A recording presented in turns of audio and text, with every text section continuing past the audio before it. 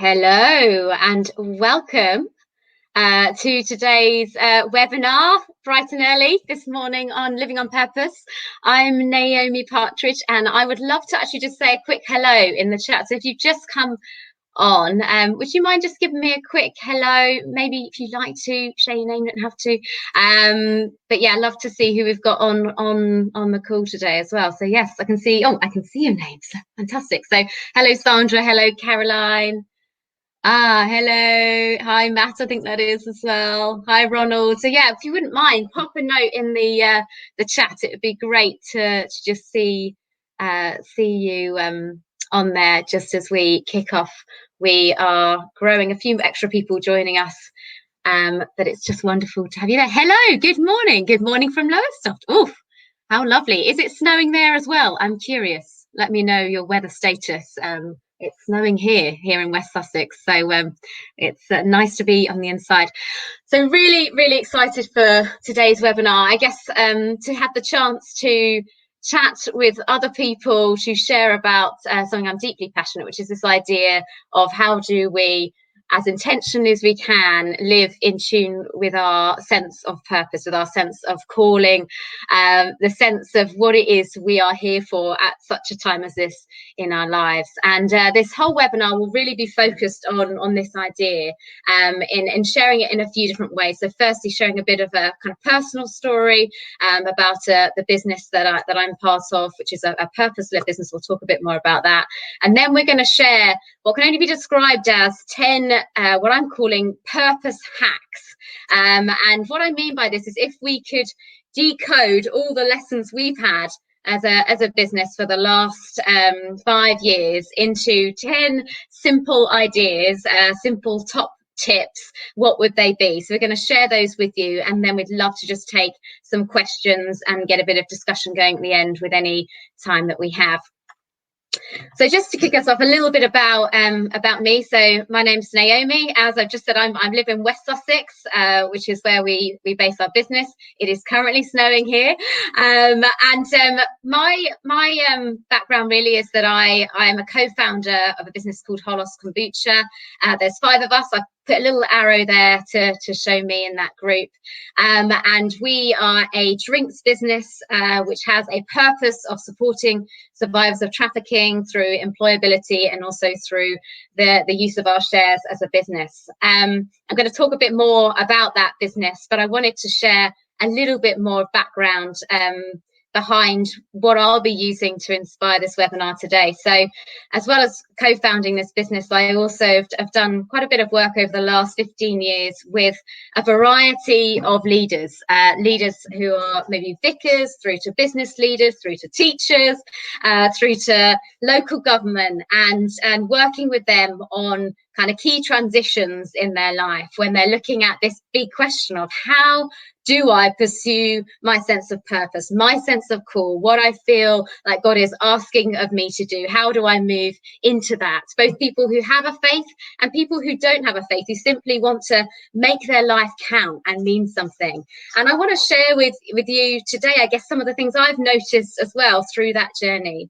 And for me, I guess part of my big purpose journey was my own transition out of kind of the corporate world, having started my career the first 10 years in corporate HR work, to moving out of that into starting up a program for survivors of trafficking, again, to help them with their employability. And that was leading me to do the work with Sophie Hayes Foundation. So a little bit about me. All those bubbles that you can see on the screen are part of what will feed into some of the input that we're going to share today, and hopefully give you some insights, some kind of ideas and some resources that you can then check out and explore yourself if you're looking at this sense of, I have an idea, I have a vision, how do I move forward with it? What can I do in order to bring that vision to life? So that's a bit about our agenda today. I would love to open it out to anyone who's willing, just to see, is there anything else that you would find really helpful for me to cover today with the time that we have? Just pop it into the chat just now. Any questions you've come on this call with, any sense of what you're hoping for from our time, I would love to see that, and I can incorporate that in. So I'll just give you a couple of moments to do that. Anything that would be helpful for this time. Seeing if anyone's writing. I can see there that the Stronger Network have popped in our website there. Okay. All right. Well, I'll leave that open for you if there's anything more that you would find helpful. I will adapt to what you're asking from us. So let me start with a bit about this, the Holos story, and we'll go from there. So Holos is a drinks company. We're an ethical drinks company. We make a drink called kombucha. If you've never heard of kombucha, you are not alone, but it is delicious, and it's a growing drinks trend here in the UK. Kombucha is a fermented tea. It's chilled, it's sparkling, low in sugar, great alcohol alternative, and we make our own kombucha. We brew our own kombucha and sell it across the UK, and we do this in service of being able to support survivors of trafficking with employability opportunities, and also through the structure of our business through the donation of some of our founder shares. And I want to share with you a bit about the story that we've had over the last 5 years, because the start of Holos as a purpose-led business really began in 2015, and it can be found, the beating heart of it can be found here in this picture. So on this picture, you can see Megan, who is one of our 5 co-founders, but you can also see a wonderful lady called Maya. Now, Megan and I met Maya in Cambodia about 5 years ago in 2015, and we got to know her, and she was at that time being exploited on the streets of Cambodia. She was trying to support her 4 children. She seemed to have no way to move out of her situation, and we got chatting with her, and one of the things we learned about her was that she's very, very good at doing manicures and pedicures. That was her gifting, her skill set, and she loved doing it as well. So we thought, well, what could it look like for us to help her to be able to do more of that, and maybe get some more financial independence through that route? Could we help her with that? So one thing led to another. We set her up with some kit. We found her some opportunities to do that. We partnered with local churches, we partnered with local charities, and one thing led to another, and ultimately, through some ups and downs, her life was transformed through a mix of that sense of being in community, of being connected into church, but also being able to gain financial independence. And so we saw firsthand through this experience just the power of employment, the power of business, the power of setting up your own idea, of bringing it to life, to be able to help women in desperate situations such as Maya to build a future that could be free from exploitation. So we started to dream.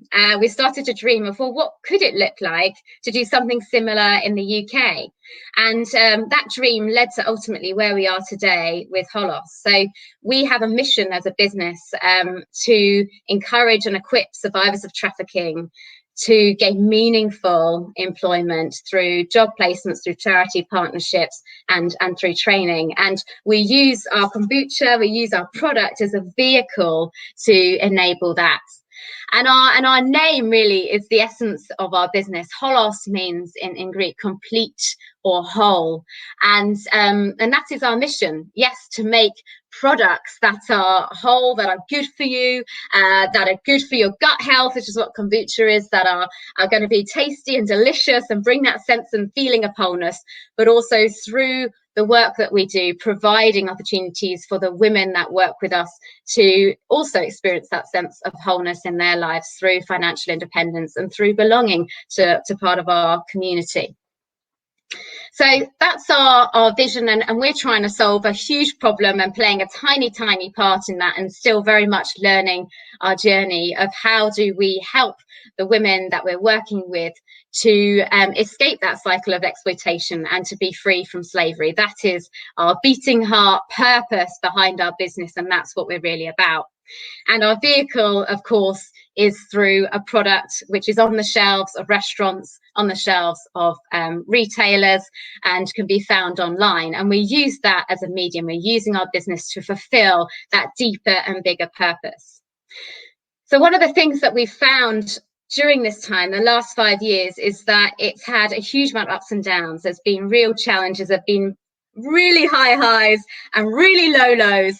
And one of the things we wanted to do through this webinar is decode some of those, share some of those in these 10 purpose hacks. If we were to write a mini script for how to build a business or grow an idea that has purpose at its heart, the how to be intentional with that sense of calling in our lives, what it might look like. So I'm going to dive right in, and please do throw some questions out there as I go. So purpose hack number 1. Now, a lot of you might be familiar with this guy, Simon Sinek. He is a management consultant who is fantastic at bringing very simple but powerful ideas to life. And one of his ideas has really helped us as a business to stay focused on our sense of purpose. So he talks about this idea of the Golden Circle, that we all probably can articulate what we do. So right now, what I'm doing is I am running a webinar. What are you doing? You're attending and part of a webinar. You will have a role in your life in some way. You might be a parent. You might be a business leader. You might be a worker in some form. You might be at school. That's what we do. But Simon talks about this idea that it's much more important to get deeper than that into why we do what we do. Why is it that we are existing? Why is it that we set out and get up every day? Why is it that our business exists? Why is it this idea is important? And when we talk about the why, we're really talking about what is the ultimate purpose? What is this in service for? So if you have an idea, one of the most important questions to ask yourself is, if this idea came to be, if this idea came real tomorrow, if tomorrow you woke up and there it was in full multicolored spectrum of light and it become a real thing, what would it really be achieving? What would the real impact of it be? What would it be in service of? And Simon talks about this fantastic formula about purpose. He talks about to do this. So for us, to make kombucha in an environment where people feel safe and comfortable, so that women can be free from exploitation when they gain financial independence through working with us. So we need to be able to answer the so that to our ideas. What is the so that for the idea that you have? What is the so that for your business? What is the so that for your life? What is the so that for your role as a parent? What is the intention or the why behind what you do? And the reason we talk about this so much is it can be really easy to forget that sense of why when things become very busy, when things get when we get distracted, when we get thrown off course. And the why is a fantastic anchor back into, let's just go back to, what is it I'm really here to do? What is it that I'm really called to do in this time? And what is it that's being required of me in order to achieve that? And one of the things we've noticed over the last 5 years is we've had varying levels of attention back to our why. There's been times when we've been so focused on, this is all about supporting women who've been trafficked. Let's place all our attention and focus on that. But there's been other times when we've become concerned, distracted, worried about, how are we going to keep this business going? How are we going to make enough money to continue doing this work? And what is very helpful for us is to come back to that sense of why. And one of the ways we do that is by keeping these 2 quotes to hand. This is from 2 of the women that worked with us in our kind of unit previously. So one of these, working at Holos brightens a woman's confidence in the workforce, giving a sense of purpose and validation in society. And if we keep that to our minds, to our attention, we're able to stay focused on what we're really here to do. So a great resource if you are looking at that bigger question of, what actually is my sense of why? Why am I here? What's the purpose of what I'm trying to achieve here? His book on that is absolutely fantastic. There's also one called Find Your Why, which is much more focused on your sense of personal purpose. And one of the things that we know about purpose is, once we get clear on it, it's really important to keep reminding ourselves of it, to stay true to that. There's a brilliant book by a guy called Daniel Coyle called Culture Code. And in that, he looks at businesses that would describe themselves or appear to be very successful, innovative, inspiring. So he looks, for example, at Pixar. And he talks about how one of the things those businesses do is they keep reminding themselves visually of what their why is. So you walk into a Pixar office and you know instantly what their why is. You see images around you about this idea that Pixar is a creator of imaginary worlds. It's an inspirer. It's an innovator. It's a producer of movies and content that inspires millions around the world. So what does that look like for us? You know, what does it look like to surround yourself with inspiration that reminds you of your sense of why, that reminds you of your sense of purpose? For me, I used to have a post-it note up that had my kind of purpose statement on, so that every day I could look at that and say, is what I'm doing today in service of that? Is my prioritization, the way I'm acting, the way I'm being, the decisions I'm making, is it serving that purpose or not? So that's our first hack. Relentlessly pursue the why and keep reminding yourself. Purpose hack 2, find your tribe, not your replicas. So if you have a sense of why, a vision for your life, a sense of passion, one of the best things you can do is find other people who share that passion. It becomes a bit of a ground to allow you all to kind of grow and nurture, a bit like a fire. Keep on adding the logs to the fire. The more of you that are connected around this shared sense of vision, this shared purpose, the more powerful it can become. So if you have an idea, if you have a sense of what you want to achieve, who else do you know in your life that has a similar idea, or that might be interested in being part of that idea, might have something to contribute and bring? And the temptation can be to find people who are the same as us. You know, if you look at how a lot of businesses start, it's people who meet in the same walk of life. They meet at university, they meet at work, and they say, hey, let's start a business. I love the fact we're quite similar. We've got complementary gifts, but we're quite similar. Let's keep going. Now, one of the interesting things about being Christians and about going to church and about meeting different groups of people we might not meet is that we can have moments of connecting with those that we might not naturally have walked with through university, through work experiences, and that can bring an extra sense of power. For us as a team, we were connected because Megan and I met in Cambodia on a mission trip, essentially. And through that experience, we then brought in others. Christine, we met through her passion for working with women who've been trafficked. Tom and I got married. You know, there's various ways of meeting your tribe. But what that did is brought a breadth of perspective and insight and experience to the table that allowed us to create something far bigger than we could have done without that. That doesn't come without its challenges. You'll have different perspectives and senses, but it's very powerful to find the people around you that could share or get excited about what you're doing. Sometimes the most impactful thing you can do to help your life be on track with a sense of purpose is simply to have a conversation with someone else who might share that same sense of vision and see what comes from that. I'm seeing a great question here from Sarah. So how do you practically remind yourself your why? Say it out loud, talk it through with someone else. I find if I have something written down, I just brush over it. Brilliant question. Brilliant question. I would love actually to see people's suggestions on what you do. For me, yeah, it's finding what works for you. I think there's something about this tribe piece that links to that question, which is who in your life knows about your idea, your sense of vision, who might be the person that can ask you, how's that thing going? How's that idea or concept going for you? What is it that you've done recently to move that forward?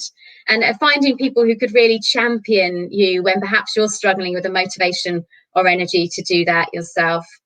Other things I found useful with coaching clients I've worked with is actually, rather than maybe writing something down, thinking of a kind of picture or a vision or something that reminds you of that sense of purpose or the feeling you have when you think about your vision, and just having it up somewhere nearby just to kind of keep you remembering it. Part of this is all about kind of reminding yourself in the day to day, how much is what I'm doing right now helping me move towards that bigger goal, that bigger purpose, and how much is it taking me away from it. So I don't know if that answers your question. Please feel free to ask more if you'd like more. So that's our purpose hack number 2. Number 3, don't rush the cocoon phase. So we'll all be familiar with this idea of the cocoon and the butterfly. The caterpillar kind of builds itself up and then cocoons itself around in that cocoon for a couple of weeks, and then emerges out into this beautiful butterfly. And I once heard a story about a gardener who'd noticed there was a cocoon in there and it looked like the caterpillar was really struggling to emerge. So he cut off the end of that cocoon and sort of helped the butterfly out. But the butterfly never was able to expand its wings, because the pressure of pushing your way out is what allows those wings to kind of get the fluid all the way through and be able to fly. And there is an essence of this, I think, around this idea of how do we follow our calling, or how do we give birth to an idea. You know, when we think about the physical process of birth, it's a 9-month gestation. There's a period of growth and refinement and safety and protection, and I think that's true for when we have ideas or concepts, or when we have a sense of calling on our life. We need to, you know, treasure these in our hearts.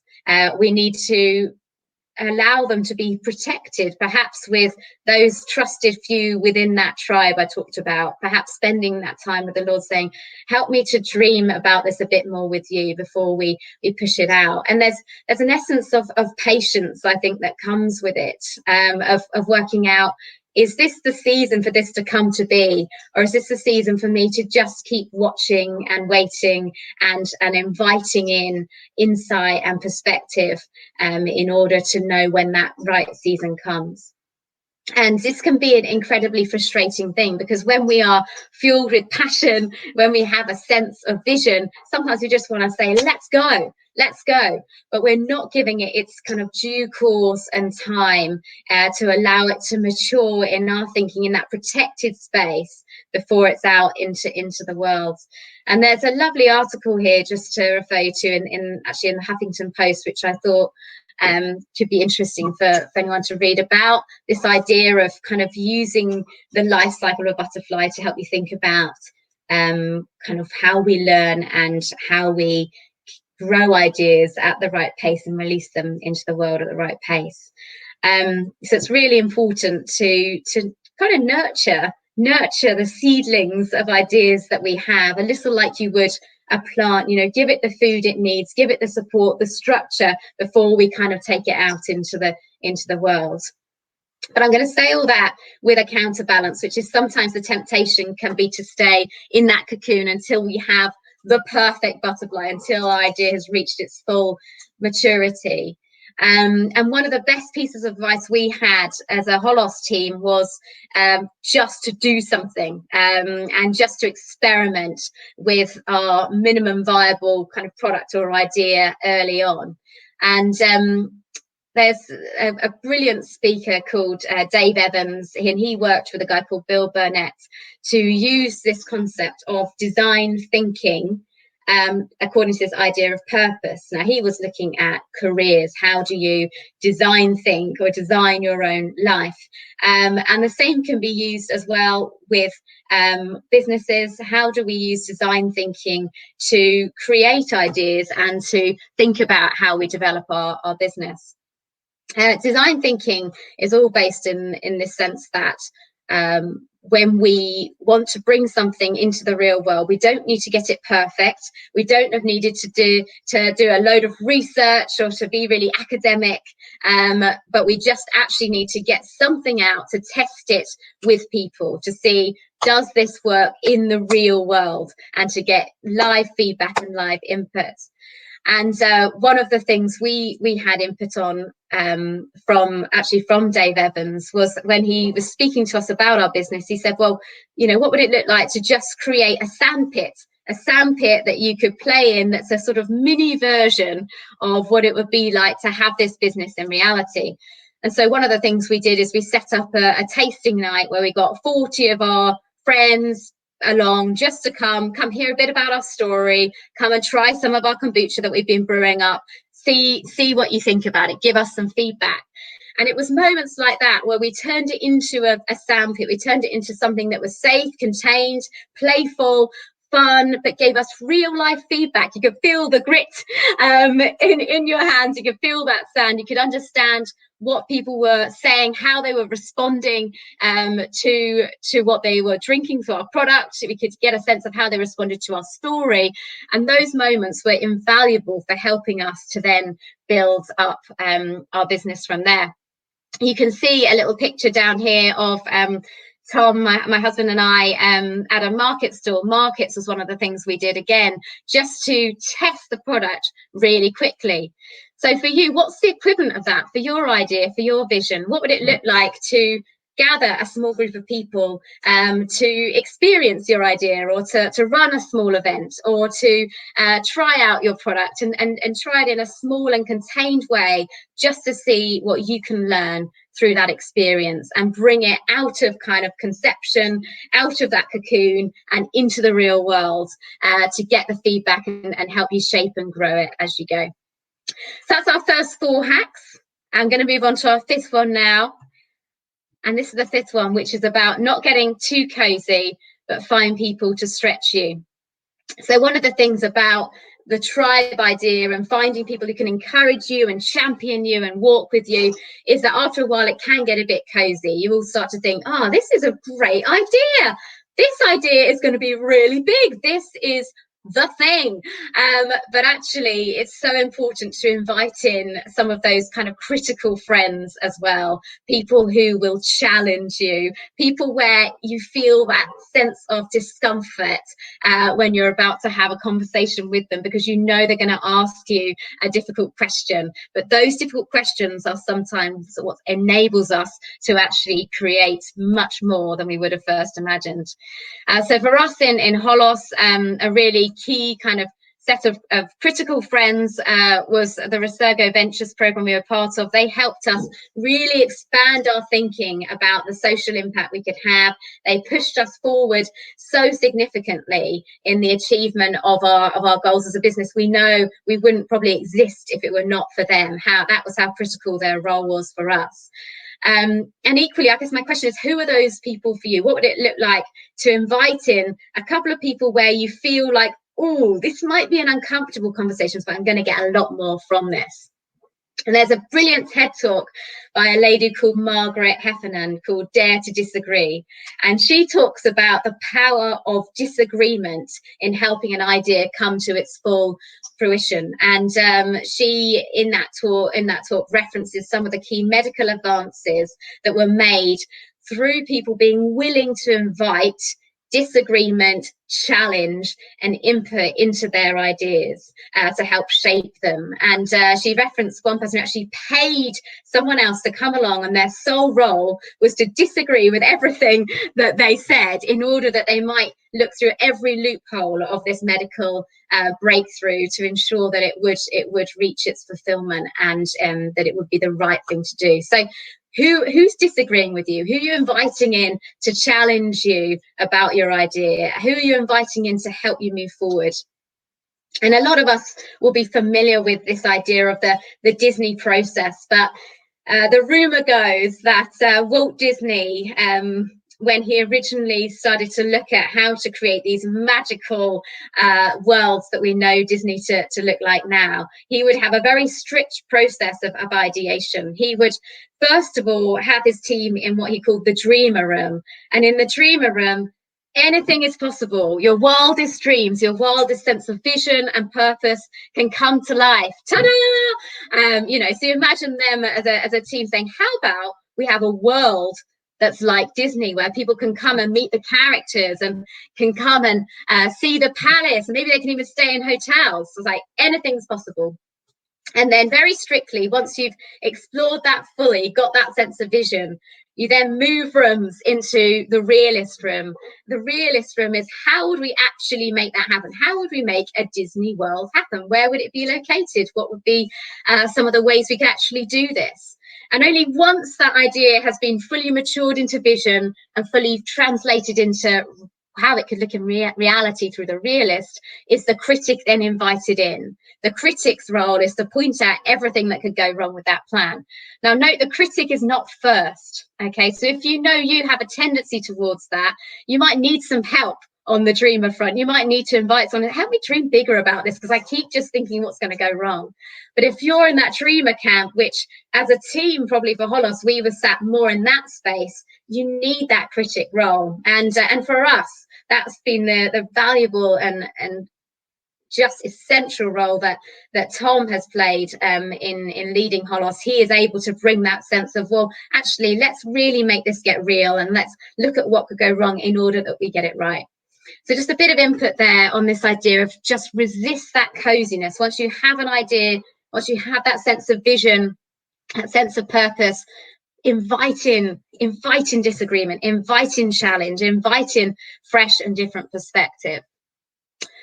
Okay, number 6. This is similar, but also very important, which is know your blind spots and ask for feedback. So you're inviting in that critical piece, but also we need to know the blind spots that we have. A lot of you will have probably seen good old Johari's window before, this idea that, you know, we have our open self, which is what I know and what you know about me. For example, we have our hidden self, the things that I know that you don't know yet. But there's also blind self, things that you will have already noticed about me that I won't be aware of. And there'll be an unknown self, a space which is unknown to both of us. And this is the same for organizations and ideas. There will be a blind spot to every idea. There'll be an unknown possibility for every idea. And the only way to move forward is to be open to feedback and to not hold too tightly to those ideas, but to be willing to let them out so that they can be made bigger and better. Now, I put up this picture of our old branding as an example here. So Holos has been through various iterations of branding from its conception. And one of the things we had to do to try and move quickly to just get it into some markets and start testing it using that design thinking I talked about earlier was we said we just need to have a label that people can really understand clearly, that can, you know, be on the shelves, that looks good enough. And we commissioned a design competition using a company called 99 Designs, and we got this design back, and we had a few hours as a team before the end of that kind of process in order to refine it. And this branding, all of us look at it and slightly kind of freeze inside, because we think, oh, it's not quite what anyone would have hoped for. We ended up with a design here that actually no one was that happy with, but we had to sort of proceed with it. We bought labels, we invested quite a lot of money in getting the product out, but fortunately, we were already doing a bit of testing with consumers, and whilst we were noticing some people liked it, quite a few other people were saying, you know what, it looks a bit like a Me Too. It looks like you're trying to be fevertree there. It looks like you're trying to copy other brands. And we got this feedback enough to the point that we decided, you know what, we really need to shift our branding. And we made quite a big decision of saying we must listen to this blind spot here that we hadn't ourselves. Whilst we didn't feel comfortable with it, we didn't realize kind of how strongly consumers might feel about this, and we need to get a new branding. And so we changed our branding and changed direction. Just a small example of how that can be important, to not stay too wedded to an idea, even if you've invested time, energy, money into it. Helpful to sort of see that blind spot and to know what you could do to improve it. Number 7. So this is a big one. So at some point when you're looking at kind of being really serious about this idea of pursuing your sense of purpose, when you're being serious about this idea of bringing something to life, you need to count the cost. And to do that in prayer, seriously, with time and effort to really work things through.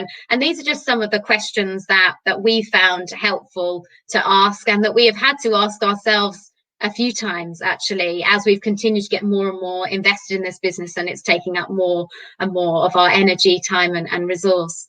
And this top question is a really key one, this idea of what really is for me to do. And I once worked with a coach, and he said that was the question he would always ask himself whenever he met a new piece of work, a new product, a new project that he could be involved in. He would ask that question, is this for me to do, or is this for someone else? And you know, as a church, we are part of a wider body, we are part of a community. Sometimes it's not our role to do that thing. Sometimes our role is to step back, to support, to champion others in doing it. Sometimes our role is to say, actually, this is no longer for me to do.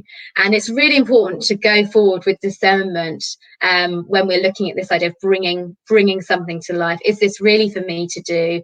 And is this for me to do now? Is this the season for me to do it? As we talked about earlier with that cocoon, is it ready? Am I ready? Are we ready? Do I want this enough? Am I willing to say no to all the other things that will be required to say yes to this? Other questions: who has done this before that I can learn from? How can I go into this with, you know, with eyes wide open? You know, we talk about marriage saying go in with eyes wide open and then shut the monster in, but actually as a truth to that in terms of following purpose and vision, when we are filled with fuel of fire and passion and we want to just go for it, it can be easy to say, yeah, that's fine, let's jump in, but let's, you know, go in with eyes open around the cost as well. Let's be real with ourselves and really be prayerful about things before we make that final leap. Am I okay if it fails? What would it look like for me to be comfortable with that? Who will champion me? You know, these are key questions before you jump. Count that cost in order to make sure, is this really the right thing for me to do and the right time for it? Because it will require more and more from you. Purpose hack 8. So this is one that we are working on live, but I wanted to share with you today. So once you're at a point a bit further down the line, when you've actually brought something into reality, when you've set something up, it's really important to start thinking about, is this structured in the most powerful way for it to achieve the purpose for which it's set out to achieve? And I'm using here Jim Collins' Good to Great book, which is a brilliant book about how some of the truly best organizations in the world did that transition from being a good business to being a phenomenal business. And he says that all these organizations, one of the things they had in common is that they were hedgehogs.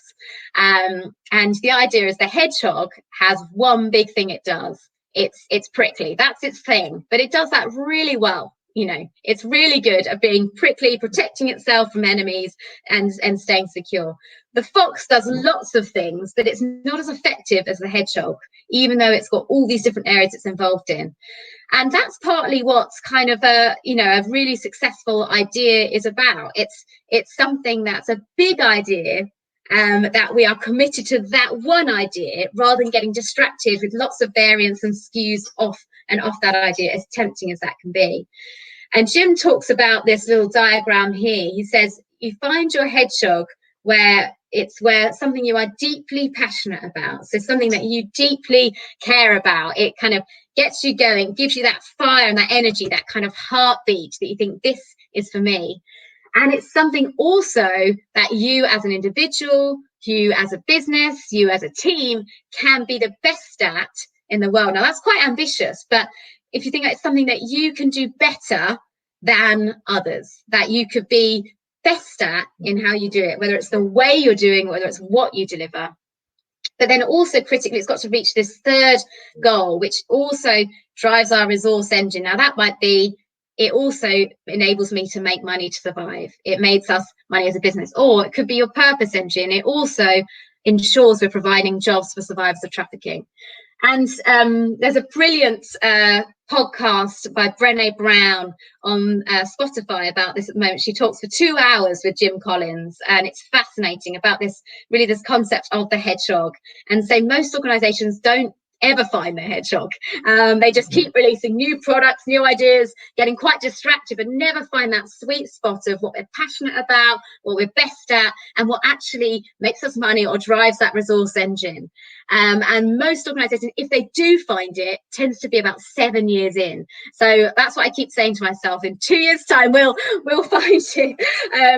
But it's something around kind of, are we asking ourselves this question of what's our one big idea, or are we getting distracted like the fox? Do we keep saying, oh, this could be interesting, or that, or are we staying committed to that big yes, yes, behind our purpose, behind our sense of vision? Purpose hack 9, nearly there. This is a really important one. This idea of grit. Now, one of my favourite authors, if you hadn't picked it up from today, is a lady called Brené Brown, and she, in her book Rising Strong, talks about this idea of every story has 3 acts. The hero's journey, as written by Joseph Campbell. So it's got this first act, which is I'm out on an adventure. I know my mission. I'm off to achieve my purpose. Off I go into the world to achieve my mission and do what I'm meant to do. So this first act, full of energy and passion and fire. And it's got the third act, which is when the hero returns successful. They've learned what they need to learn. They've achieved their mission. But there's this really big middle act, act 2, which we don't tend to enjoy as much. It's quite uncomfortable. The hero faces dragons, faces difficulties, faces challenge, adversaries, faces all the things that they don't want to face on that journey, and they have to learn and transform and change in order to reach that concluding act, the third act, the successful act. And the truth is that bringing an idea into fruition, following your purpose, feels a lot like that middle act pretty much all the time. We're always in the middle of the story. It can feel like you're kind of climbing this mountain and all you can see is how much further you need to go rather than how far you've come. And one of the encouragements to us has been actually to recognize this is part of entrepreneurship. This is part of actually following purpose. This is part of the deal. And this quote by Theodore Roosevelt has been a real encouragement to us. I'm just going to read it out to you. It's not the critic who counts, nor the man who points out how the strong man stumbles, or where the doer of deeds could have done them better. The credit belongs to the man who's actually in the arena, whose face is marred by dust and sweat and blood, who strives valiantly, who errs, who comes short again and again, because there is no effort without error and shortcoming, but who does actually strive to do the deeds, who knows great enthusiasms, the great devotions, who spends himself in a worthy cause, who at best knows in the end the triumph of high achievement, and who at worst, if he fails, at least fails whilst daring greatly. So its place shall never be with those cold and timid souls who neither know victory nor defeat. How powerful are those words, and such an encouragement, because if we are to dare greatly, if we are to pursue a big idea, a scary idea, a hairy idea in our lives, if we are to pursue a sense of bigger purpose and our life to count for something more, we're going to be in that arena. And every now and then we're going to feel that dust on our face. And every now and then we're going to wish we were in the spectator seats because that feels safer. But actually, the truth is, this is the life we're called to. This is the life that, powered by the Lord, that with him we can run that race. But we must know to expect there may be hard times. There may be middle moments. But that is where, as Brené Brown puts it, that's where the magic happens. That's where the growth happens. That's where the transformation happens. So being ready for grit, being ready to have to make difficult choices. For us as a team, I don't think any of us truly counted the cost at the start, perhaps except for Tom, who leads our business, who was able to maybe see that. But the truth is, we've got our whole lives. We've moved ourselves. We've moved cities. We've had to think about how we do maternity leave differently. We've had to think about the way in which we structure our time. We've had to think about our money differently. We've had to forego a number of things in order to pursue this big yes, this big sense of purpose. But we are in the arena. And I'm sensing you're on this call because you're in the arena too, or you want to be in that arena. So it's just being ready for a bit of grit, a bit of sand on our face, a bit of sweat, maybe a few tears, being part of that journey, being part of the heart of what it looks like to be someone who is purpose-led, purpose-driven. And it is like that sand in the oyster, you know, these challenges, they come in and they create that pearl, and they make what wouldn't have been possible. So a couple of resources there for you. Those Brené Brown books, Daring Greatly, Rising Strong, both of which so helpful if you're on this journey of pursuing purpose. But also Grit by Angela Duckworth is all focused on this kind of hidden skill of perseverance. And, you know, we are in a time where through social media, through global communications, people can become worldwide hits within hours. You know, you can become a viral sensation on TikTok with a shanty and get a record deal within days, like happened a couple of weeks ago with a postman from Glasgow. And that can give us the impression sometimes that, you know, we don't have to put in the hard hours. But the reality of most ideas coming to life, it is like that labor pains. It is going to take work, and a lot of that hidden and behind the scenes. So knowing that you're called to that, knowing that why, is so important. And that brings me to this final purpose hack, which is about just the role of faith in all of this. You know, an entrepreneur is someone with faith in their ability to make something where there was nothing before. I would actually say it's faith not in us, but in him, right?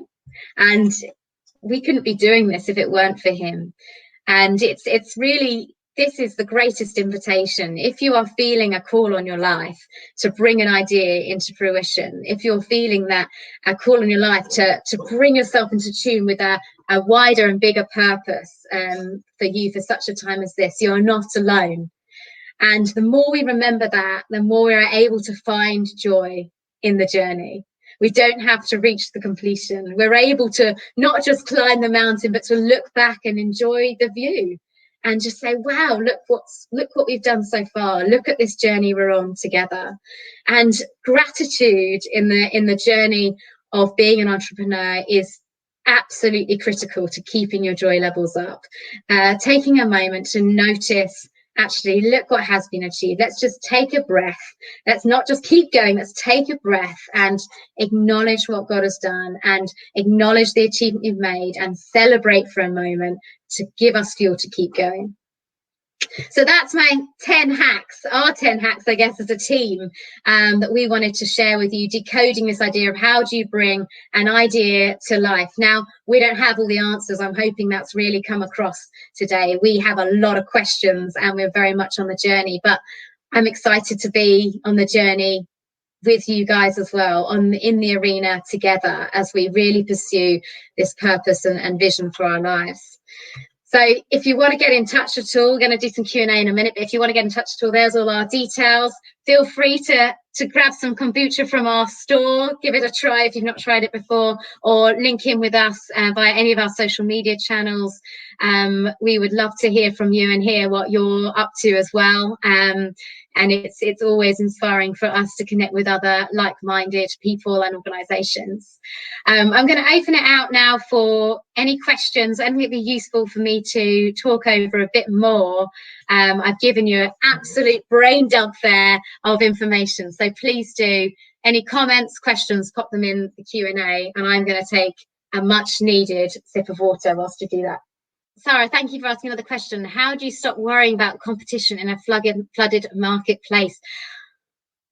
Please tell me how to stop worrying about competition. I mean, it's a brilliant question. Sometimes we are. I mean, this is the interesting thing, is the marrying up of faith with wisdom and discernment, and we are constantly playing that game. We feel called to do this business, and that we have a role to play in this bigger mission in terms of supporting survivors of trafficking, and that we're trusting that we were called to this for a reason, and therefore that, you know, if we continue to pay attention to what we feel the leading is of the Lord, how we continue to prayerfully pursue, if we continue to work hard, that hopefully we will be able to have breakthrough. And, you know, we want to bring in all our wisdom, our insights, our discernment to help us be able to make the right decisions commercially. It is about kind of staying on top of your game in that sense. You know, for us, we're looking all the time for where are there gaps in the market, where are there opportunities that haven't yet been exploited. Our latest product, I'll flick back a few slides to show you, we believe is a space that actually there's a lot of opportunity and hasn't already been there, which is our large 750 ml bottle, which is a champagne alternative kombucha. So for us, that is our response, I guess, to what we notice about the drinks market today. So I think there is definitely something important when you're looking at ideas to go in very, very open-mindedly and to be willing to stop doing things if it's not working, and to look for new and innovative ways. And, you know, we've talked a lot about this year with COVID. It's caused us to all be a lot more agile, whether that's personally in the way we're living our lives, but also businesses. And one of the things that we've found is that we've been able to actually convert a lot of our business to online subscription boxes. And one of the gaps we noticed is, well, there's not a lot of subscription boxes where you can build your own box. So we launched that. There's not a lot of product out there that's these particular flavors. There's not a lot of kind of beery kombuchas out there. What could we do there? There's, you know, we've noticed already there's very few small batch kombuchas. How do we do more of that?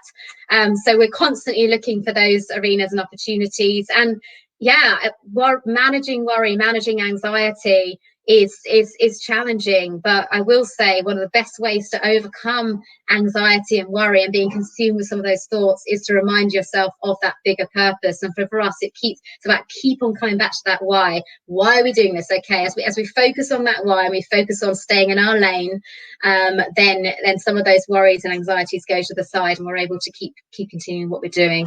The other thing that we learned is, you know, it links to blind spots. One of the biggest blind spots for us as a team has always been our sales capabilities. We've had a couple of brilliant sales guys come on board in the past, but we would continue to have gaps of really trying to get into the bigger retailers.